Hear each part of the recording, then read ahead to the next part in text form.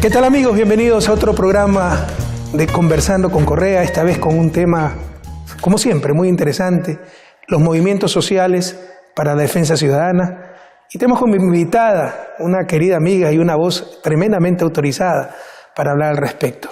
Nuestra compañera Ada Colau, actual alcaldesa de Barcelona. Nos encontramos en el Ayuntamiento barcelonés, una sala maravillosa. Si escuchan ciertos ruidos porque estamos en una democracia, hay gente afuera en la plaza protestando, apoyando, manifestándose. Siempre bienvenida a esas expresiones con las más amplias libertades. Pero muchas gracias, Ada, por recibirnos. Bienvenida. Un placer, muchísimas gracias. Bueno, antes de ser alcaldesa de Barcelona, y te felicito, porque por primera vez, después de varias visitas que siempre son muy intensas, muy rápidas, muy cortas, he podido meterme por los barrios, sobre todo el barrio gótico de Barcelona. Qué hermosa ciudad que tiene. He quedado maravillado. No conocía esa Barcelona profunda. Realmente una ciudad preciosa. Felicitaciones. Pero en todo caso, tú luchaste durante muchos años como portavoz de la plataforma de los afectados por las hipotecas. Ese gran abuso que se cometió contra sencillas familias, sencillos ciudadanos, todo en función del capital. Y bueno, fue relativamente exitosa la iniciativa. ¿Qué nos tienes que decir al respecto? Y esto que nos sirva como ejemplo para transmitirle a la ciudadanía qué es lo que se puede hacer desde la sociedad civil para defender los derechos ciudadanos, para controlar el Estado, para mejorar la calidad del Estado y con ello la calidad de nuestra sociedad. Bueno, pregunta muy amplia, ¿no? Pero a partir de la experiencia propia lo que sí puedo decir es que claramente los movimientos sociales creo que son esenciales para el avance de las libertades y los derechos, ¿no? La historia de la humanidad ha avanzado cuando ha habido ciudadanía en general organizada, comprometida, que ha aspirado a más y no se ha resignado a tener lo que tenía, ¿no? En nuestro caso, por ejemplo, nosotros vivimos la burbuja inmobiliaria de forma salvaje, creo que solo equiparable a cómo se ha vivido en Estados Unidos, pero además peor que en Estados Unidos, porque aquí teníamos, como tú muy bien sabes, una legislación totalmente anómala que condenaba a las familias no solo a perder la casa si no podían pagar la hipoteca, sino además a quedarse con una deuda de por vida. Una cosa que siendo injusta y siendo con unas consecuencias terribles, no generó una movilización espontánea. Eso es importante tenerlo en cuenta. Causó tanto dolor, generó la depresión de tantos miles de familias afectadas que de repente, de llevar una vida normal, trabajar, criar unos hijos, buscar una casa, que es algo, no es un lujo, ¿no? Es un derecho fundamental y es algo a lo que toda familia aspira, pues de hacer una vida normal y sin nunca haberse planteado entrar en política, ni mucho menos, de repente se vieron que habían sido engañados por las entidades financieras, que habían firmado hipotecas abusivas y que lo perdían absolutamente todo, no solo la casa, no solo el trabajo, sino quedándose con una deuda de por vida y por lo tanto eso es la muerte civil de una persona, porque quiere decir que nunca más te van a reconocer como un sujeto de pleno derecho, ¿no? Y te expulsan del sistema, ¿no? Entonces eso generó suicidios, generó problemas de salud mental, familias rotas, realmente un drama terrible, ¿no? Y ahí empezamos a hacer un trabajo de hormiguita. Y poco a poco sí que demostramos que efectivamente si la gente se organizaba, la gente más pobre, la gente que lo había perdido todo, la gente que el sistema no daba nada por ella, ¿no? Pues esa gente, como David contra Goliat, ¿no? Se empezó a organizar, se empezaron a apoyar los unos a los otros y un tema que estaba absolutamente invisibilizado en su momento, que nadie hablaba de ello, que nadie conocía, se empezó a hacer visible, se empezó a hacer presión social, se consiguió meter en la agenda política, se consiguieron hacer movilizaciones masivas, se consiguieron parar cientos de desalojos gracias solo a la presión de la gente, sin recursos económicos, sin apoyo mediático. Y esa presión social sí que consiguió hacer mucha incidencia, llegar a Europa, reprochar al Estado español esa política que tenía. Bueno, una batalla larga y difícil, pero que empezó a dar resultados, ¿no? Empezó a conseguir pequeñas victorias que, cuando se iban sumando, se convertían en una gran victoria, sobre todo porque hacía que miles de personas ninguneadas por el sistema de repente fueran protagonistas de la agenda política. Sin embargo, eso no fue suficiente. De quienes estábamos en esa movilización, yo creo que es uno de los lugares donde más he aprendido de política, en el sentido más genuino de la palabra, y donde además he visto la fuerza del ser humano cuando no se rinde, ¿no? Por tanto, para mí ha sido un tesoro como experiencia, pero también encontramos un límite, también encontramos un techo, ¿no? de cristal, porque finalmente había unas administraciones que estaban gobernadas por unas élites que han gobernado tradicionalmente para una minoría, no para la mayoría. Y entonces ahí nos planteamos que había que entrar en política. Es claro, en América Latina es evidente, ¿no? La sociedad civil tiene su límite. Si quieres cambiar realmente las estructuras, tienes que pasar a la sociedad política. Captar el poder político y ganar elecciones en América Latina no es captar el poder. Los poderes fácticos siguen intactos, el poder financiero, el poder mediático, el poder económico, el poder religioso, el poder social. Pero poco a poco ir cambiando esas relaciones de poder en función del bien común, pero desde el poder político. Porque se trata de cambiar estructuras, ¿no? La sociedad civil puede influenciar el sistema, pero para cambiar el sistema se requiere ese poder político.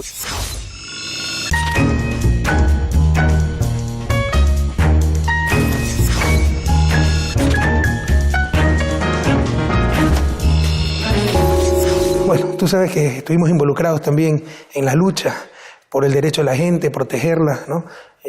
Hicimos algunas cosas juntos. Aquí hay una gran comunidad ecuatoriana que se vio muy afectada por este abuso de lo que se llamó el problema de las hipotecas, pero es claro que al mundo lo domina el capital. Todo está en función del capital, y sobre todo el capital financiero. Las leyes están en función del capital, pero cosas horrorosas. Por ejemplo, éticamente el riesgo debe caer sobre el capital, no sobre los seres humanos. Y en el problema de las hipotecas era totalmente el ser humano que asumía, los ciudadanos que asumían todos los riesgos. Pero además se trataba de economía mala, economía tonta, política económica tonta, porque íbamos al peor de los mundos. Familias que necesitaban casas, sin casas, y bancos que no necesitaban casas, repletos de casas vacías. No era un problema de escasez de recursos, de que España en este caso no tenía capacidad de hacer casas. Se trataba de un problema de coordinación. Eso se resuelve con política económica, básicamente política monetaria, pero por las políticas de austeridad del Banco Central Europeo, seguidas por España, se restringía todo aquello para no tener inflación, que si hubiese existido era un mal mucho menor que el que ocurrió con tantas familias que, insisto, como tú lo dijiste, repito, incluso generaron suicidio, ¿no? Arruinaron vidas enteras. Regreso a mi país, me encuentro que teníamos la misma ley. La cambiamos enseguida porque había un poder político, un gobierno que representaba los intereses de las grandes mayorías, el bien común. Pero esa es la lucha, ¿no? Temo que aquí siguen esas leyes tremendamente injustas. Y es uno de los desafíos, por ejemplo, para los movimientos sociales. Sigue gobernando el Partido Popular, que tiene unas relaciones de afinidad clarísimas y evidentes con el poder financiero. Y la verdad es que para nosotros fue muy importante que efectivamente cuando eras presidente de Ecuador hicieras ese cambio, ¿no? Con lo que se conoce como la dación en pago, es decir, que el bien si la garantía extingue la deuda, por Dios. Extingue la deuda, que es el sentido común y es lo que le hicieron creer a la gente. Y efectivamente que lo cambiaras en Ecuador para nosotros fue un ejemplo muy importante para hacer presión en España. Y se han conseguido pequeños cambios, pero el gran cambio de fondo todavía no se ha conseguido. Ahora, claro, nosotros gobernamos en el ayuntamiento. En el ayuntamiento no tenemos competencias para modificar esa legislación porque es de ámbito estatal, pero cada vez más se va consiguiendo una presión que yo creo que tarde o temprano ese cambio legislativo se tiene que conseguir. Pero es evidente, aquí se ve muy claramente que cuando gobierna un partido que tiene unas determinadas relaciones de dependencia, de puertas giratorias, de complicidades, unas confesables y otras inconfesables con el poder financiero, pues es evidente que no es un gobierno libre, es evidente que no es un gobierno que pueda defender el interés de la mayoría de la población, y por eso es importante que gente como nosotros entremos. Yo nunca me había planteado entrar en la institución, la verdad, o sea, fue una cosa que precisamente a raíz de la experiencia del activismo, pues fuimos mucha gente que dijimos hay que entrar en la institución para recuperar lo que es de todos y ponerlo al servicio de todos y hacer como tú decías, ¿no? Que la institución se parezca a la mayoría. Pero una pregunta, mi querida, ¿hasta dónde los movimientos sociales? Porque en una democracia la sociedad civil es fundamental, entendida como esas organizaciones ciudadanas para defender derechos, para presentar propuestas, para controlar los excesos del Estado, corregir la deficiencia de la institucionalidad, como el caso de la plataforma de afectados por la hipoteca. Pero no nos engañemos, también mucha gente desde la sociedad civil y de las organizaciones sociales quieren reemplazar al Estado. Quieren gobernar sin legitimidad democrática. Y eso también es un problema para la democracia. No hay nada más riesgoso que actores políticos sin responsabilidad política. Yo te felicito porque es claro, como te decía, ¿no? Que si quieres cambiar estructuras tienes que captar el poder político.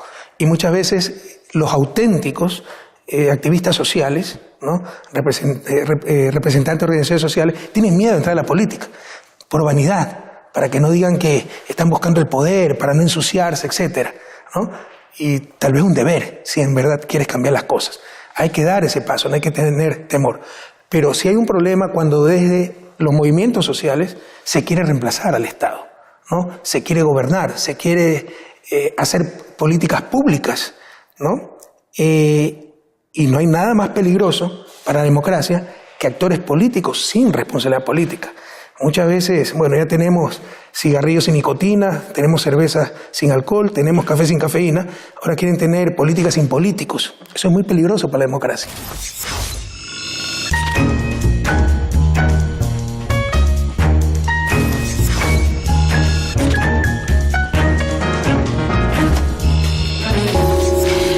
Sí, yo creo que esto es una reflexión siempre constante y abierta que la tenemos que ir enriqueciendo y mejorando entre todos, ¿no? Entre quien está fuera de la institución y quien está dentro. Yo tengo claro que efectivamente entrar dentro de la institución no era lo más sencillo para mí, porque efectivamente el lugar de confort es aquello que tú conoces, ¿no? Donde tienes un tema muy claro y peleas por ese tema y, digamos, no te haces responsable de la complejidad general. Y además es verdad, entrar en la institución justo ahora que vivimos uno de los momentos de máxima crisis política, donde el poder político está desacreditado, ¿no? Después de décadas de neoliberalismo, de instituciones burocráticas, por ejemplo, aquí en Europa, ¿no? La institución europea está muy desprestigiada porque se ve como una tecnocracia, como una burocracia en Bruselas que al final ha acabado gobernando sobre todo por eso, para los grandes capitales y no para la ciudadanía. Además, en España en concreto, con los casos de corrupción sistémicos y constantes que no paran de aparecer, pues es verdad, la función pública está más desprestigiada que nunca y, por lo tanto, para quienes hemos entrado ahora, hemos entrado en el momento más difícil, porque quien entra en el poder político tiene por defecto la sombra de la sospecha sobre su cabeza, ¿no? Entonces es verdad que habría sido... tampoco es justo.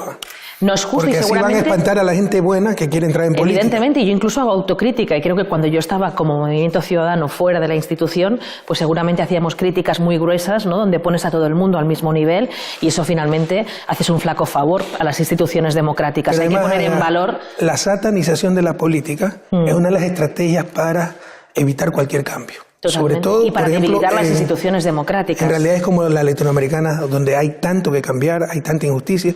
Sataniza el poder político, todo político es corrupto, todo político es malo, solo busca llenarse los bolsillos. Nadie quiere entrar a política, ¿no? Prácticamente se gobierna por inercia y todo sigue igual. No, y además nosotros aquí lo estamos comprobando también en primera persona porque vemos como desde los partidos de derechas se intenta difamarnos a nosotros, ¿no? Que nosotros hemos entrado con un código ético como no había existido nunca, hemos controlado nuestros salarios, hemos renunciado a las dietas, tenemos agenda pública para que la ciudadanía sepa absolutamente con todo el mundo que nos reunimos, hemos puesto un buzón ético para que la ciudadanía pueda denunciar de forma anónima si conoce irregularidades. O sea, hemos hecho creo que lo que es nuestro deber, que es poner mecanismos para que efectivamente, si ha habido malas praxis, pues sea mucho más difícil que se vuelvan a producir. Y si se da un caso, porque en general en la humanidad se dan casos dentro y fuera de las instituciones, lo importante es reaccionar, ¿no? Y en cambio, cuando estamos haciendo más prácticas que nunca contra la corrupción y a favor de la transparencia, la derecha, que se ve cuestionada por eso y que tiene noticias de corrupción constantes, ¿no? Concretamente el Partido Popular, o sea, es una constancia, cada día tiene un caso nuevo de corrupción, lo que intenta es generar rumores, difamaciones, para lanzar esa idea precisamente a la población de que todos somos iguales, de que todo el mundo que llega al poder es corrupto, porque eso precisamente le interesa a esos poderes, a esas élites, ¿no? Que han gobernado siempre, que les interesa desprestigiar la institución pública, dar esa idea de que todos somos iguales para que efectivamente la ciudadanía no confíe en las instituciones. Y quienes quieren mover los hilos desde otro lugar, desde las sombras, lo tengan mucho más fácil porque encuentran unas instituciones debilitadas. Pero también está el problema de la manipulación, ¿no? O sea, en Latinoamérica es al revés, los medios de comunicación están contra los gobiernos progresistas y cada día se inventa un nuevo escándalo, y después demuestras creces que no es cierto, las imprecisiones, etcétera, pero eso ya no se publica y queda en el inconsciente colectivo otro escándalo más, y así cansan a la gente y dejan de confiar en la política y en los políticos. Es gravísimo, porque entonces irán los peores a hacer política. Pero en todo caso, ¿hasta dónde esa sociedad civil? Porque muchas veces, cuando yo gobernaba, me decían, nosotros, sociedad civil, y frecuentemente eran los derrotados en las elecciones, que iban, hacían su organización social, ONG, etcétera, y querían gobernar y decirnos qué hacer y no hacer, dictar las políticas públicas de esa organización. Te insisto, eso también es tremendamente riesgoso para la democracia. Evidentemente, quien ha perdido las elecciones no tiene derecho a gobernar, eso es evidente. Pero por otro lado, yo creo que también una democracia sana, una democracia fuerte, es una democracia que es capaz de escuchar a las minorías, de escucharlas y de darles un papel y de incluso encontrar puntos de encuentro o puntos en común, ¿no? Creo que una democracia saludable y la tarea que tenemos a cualquiera que nos toque gobernar, sea al nivel que sea, es evidentemente, tú tienes un programa político por el que te han votado, has ganado las elecciones y es tu compromiso principal, pero al mismo tiempo, cuando pasas a gobernar, ya no gobiernas solo para los tuyos, gobiernas para todos. Y en la medida que gobiernas para todos, como demócrata, tienes que escuchar a todos, también a las minorías, y ver efectivamente qué puntos de encuentro pueden haber. Es una tensión difícil, porque la democracia por definición es conflicto, y la democracia por definición es una tensión entre intereses diferentes. También es la hermosura de la democracia, porque ese conflicto y esa tensión gestionado en positivo es lo que permite también que surjan más ideas, que haya innovación y que haya más esfuerzos para dar más argumentos a favor de nuestras ideas, y por lo tanto hace que todos nos esforcemos para ser mejores. En el día a día, cuando te toca gestionar, es difícil, es muy difícil, pero también creo que es una de las riquezas democráticas. Entonces creo que sobre todo hay que superar la política en clave de enemigo, ¿no? O sea, no tenemos que vernos unos a otros como enemigos.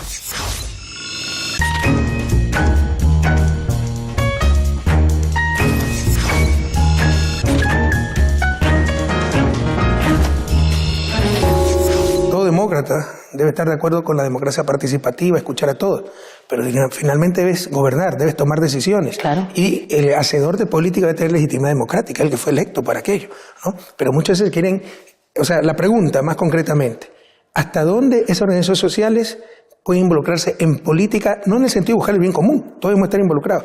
Ya en política, en cuanto a imponer, en lugar de las autoridades democráticamente electas, ¿no?, las institucionalidades de un Estado, las políticas públicas, etcétera.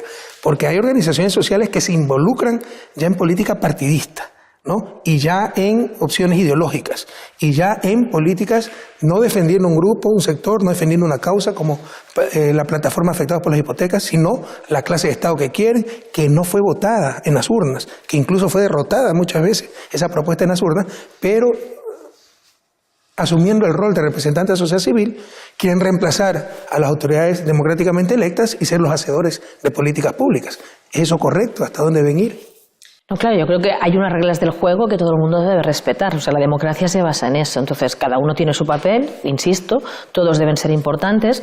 Creo que sí que es importante que en la democracia intentemos avanzar en formas de participación donde la gente se sienta realmente protagonista y no simplemente un decorado, o que su papel no se limite a ir a votar cada 4 años, porque la democracia puede ser mucho más que eso, ¿no? Y en ese sentido, nosotros, por ejemplo, en Barcelona, también creo que el municipalismo seguramente es un lugar privilegiado, más fecundo para ensayar esas formas de democracia que no el Estado. El Estado tiene una dimensión donde la participación directa de la ciudadanía por definición es más difícil, ¿no? En cambio, en las ciudades sí que es el lugar, no por casualidad, ¿no? En la polis griega nace la forma de la democracia, porque efectivamente aquí, por ejemplo, nosotros trabajamos mucho la idea de la coproducción de la política pública. Es decir, nosotros tenemos un programa político, evidentemente, pero luego vamos a los barrios y para que las políticas tengan éxito se van a hacer mucho mejor si las hacemos no solo en nombre de la gente, sino con la gente, ¿no?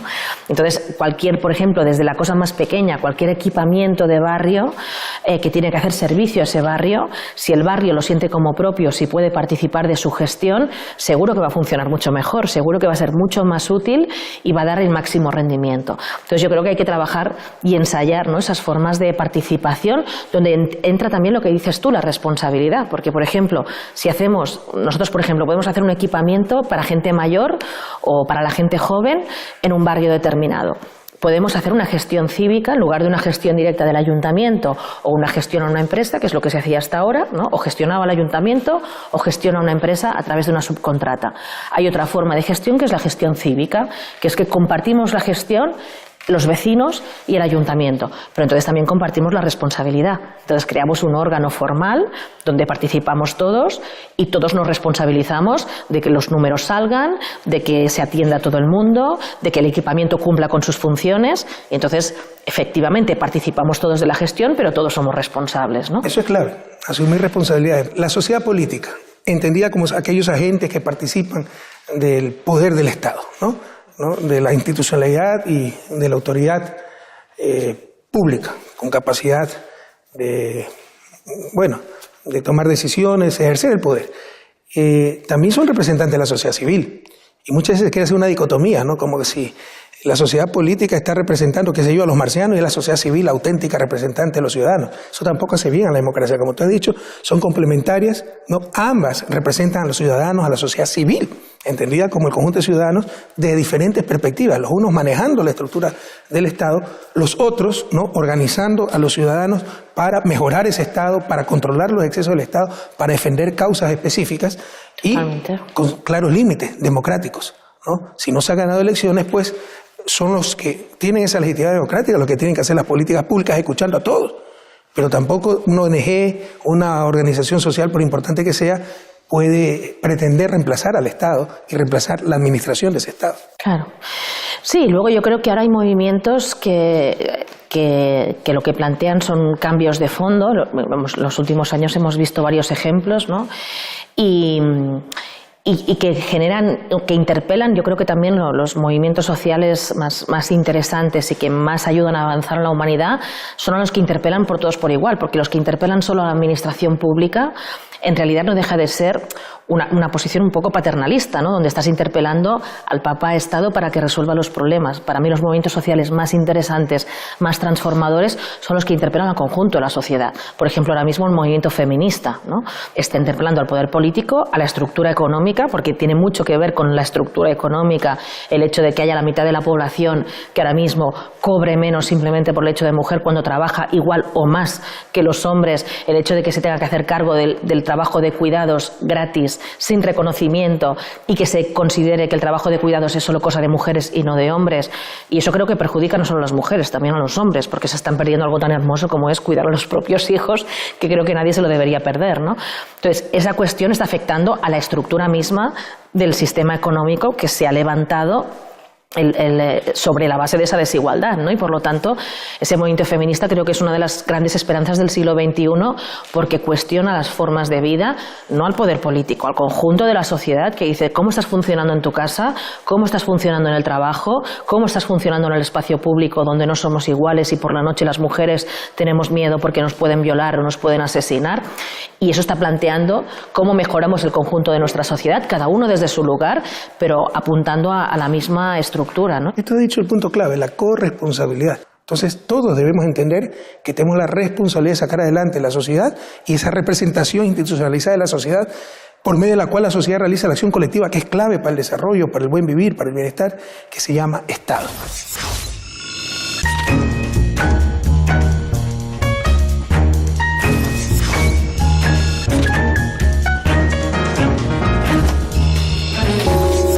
Pero yo creo que ahí también lo podríamos girar, o sea, con el ánimo constructivo de decir cómo lo podemos hacer mejor todos, ¿no?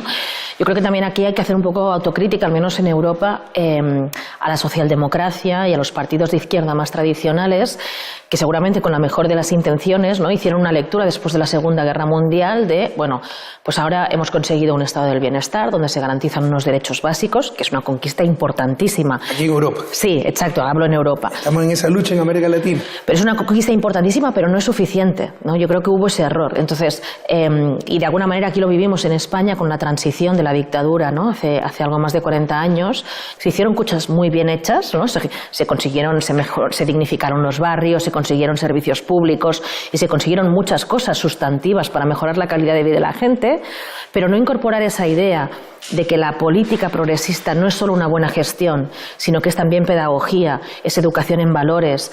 Creo que eso, ¿no?, ha sido un déficit que arrastramos en toda Europa y concretamente aquí en España, que luego explica que en poco tiempo hayan podido ganar las derechas más neoliberales. Incluso ahora en Europa estamos viendo el resurgir de la extrema derecha, que si nos lo dicen hace unos años no lo hubiéramos podido creer, ¿no?, después de haber vivido el terror de la Segunda Guerra Mundial y del nazismo.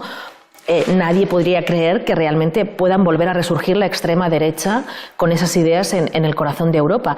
Y está pasando, y creo que en parte es error de esa socialdemocracia que pensó que era solo una cuestión de gestionar bien o de gestionar servicios públicos, de garantizar unos derechos básicos, y no. Resulta que siempre hay que pelear, ¿no?, para construir hegemonías, para defender valores, para construir ciudadanía responsable, comprometida con su entorno, participativa, porque eso hace que la ciudadanía efectivamente sea vigilante y defienda las conquistas y aspire a mejorar más, ¿no? ¿Es eso responsabilidad exclusiva de los dirigentes políticos o de la sociedad en su conjunto y la sociedad civil, de los movimientos sociales? Porque sí, muchas veces piden que los dirigentes políticos seamos no solo hacedores de políticas públicas, pues, tratemos de defender derechos, de igualdad de oportunidades, sino ser líderes religiosos, que la gente empiece a ser desprendida, no materialista, y no podemos hacer todo.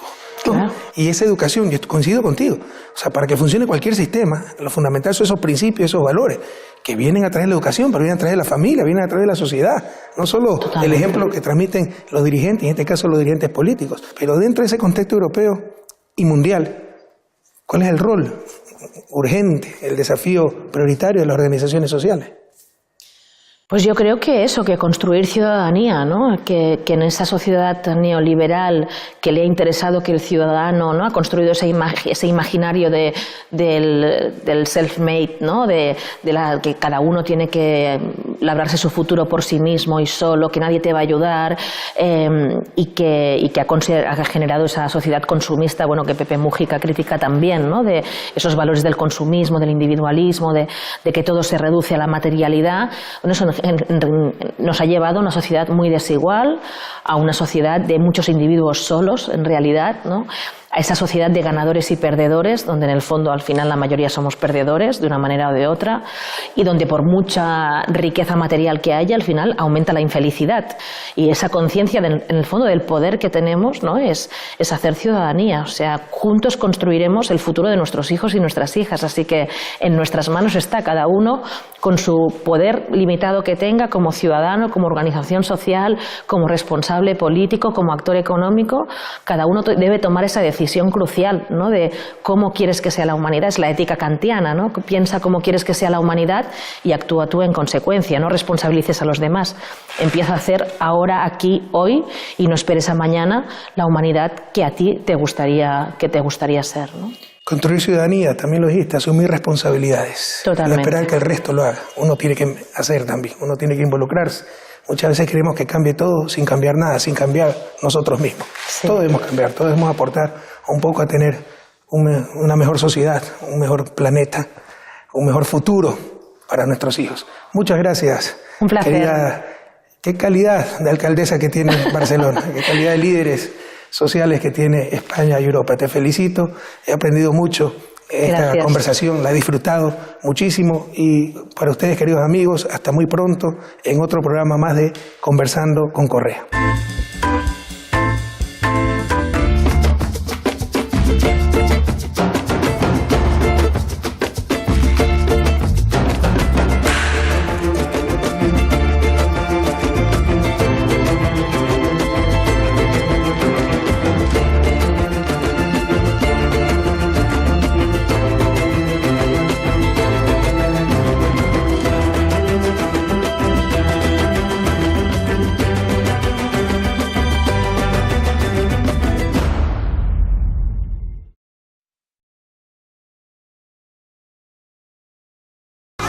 Bienvenidos a mi guía de supervivencia financiera.